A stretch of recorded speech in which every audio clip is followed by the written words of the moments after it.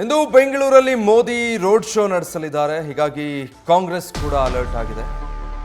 ಚೊಂಬು ಪ್ರತಿಭಟನೆಗೆ ಕಾಂಗ್ರೆಸ್ ಕಾರ್ಯಕರ್ತರು ಸಜ್ಜಾಗಿದ್ದಾರೆ.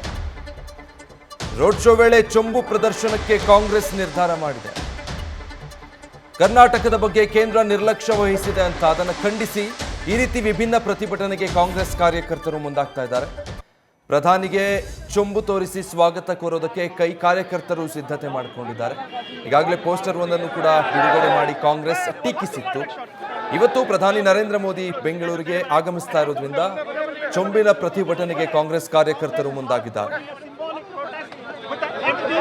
In front of Menti circle and they demand that the government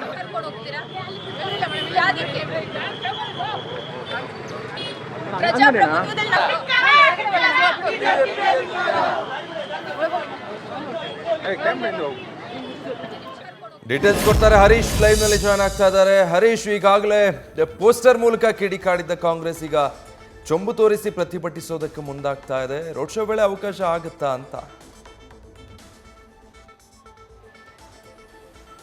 Vijay, ಬಹಳ ಮುಖ್ಯವಾಗಿರುವಂಥದ್ದು ಪ್ರಧಾನಿ ನರೇಂದ್ರ ಮೋದಿ ಅವರು ಇವತ್ತು ಬರ್ತಿರುವಂತಹ ಹಿನ್ನೆಲೆಯಲ್ಲಿ ಕೂಡ ಇವತ್ತು ಆಡಳಿತಾರೂಢ ಕಾಂಗ್ರೆಸ್ ನೇರವಾಗಿ ಕೂಡ ಕೇಂದ್ರ ಸರ್ಕಾರದ ವಿರುದ್ಧ ವಿನೂತನವಾಗಿ ಇವತ್ತು ಪ್ರತಿಭಟನೆ ಕೂಡ ನಡೆಸಿರುವಂಥದ್ದು. ಖಾಲಿ ಚೊಂಬುಗಳನ್ನ ಹಿಡಿದು ಮೇಕ್ರಿ ವೃತ್ತದಲ್ಲಿ ಕಾರ್ಯಕರ್ತರು ಪ್ರತಿಭಟನೆಯನ್ನು ನಡೆಸಿರುವಂಥದ್ದು.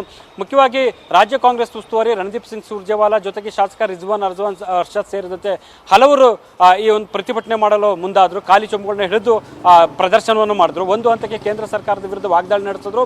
ಅಂದರೆ ಕೇಂದ್ರ ಸರ್ಕಾರ ರಾಜ್ಯಕ್ಕೆ ನೀಡಬೇಕಾಗಿರುವಂತಹ ಪಾಲಿನ ಹಣವನ್ನು ನೀಡ್ತಾ ಇಲ್ಲ, ಅನುದಾನವನ್ನು ನೀಡ್ತಾ ಇಲ್ಲ, ಮತ್ತೆ ಘೋಷಣೆ ಮಾಡಿದ್ರು ಯೋಜನೆಗಳಿಗೆ ಘೋಷಣೆ ಮಾಡಿರುವಂತಹ ಹಣವನ್ನು ಬಿಡುಗಡೆ ಮಾಡ್ತಾ ಇಲ್ಲ, ತಾರತಮ್ಯ ಮಾಡ್ತಾ ಇದೆ.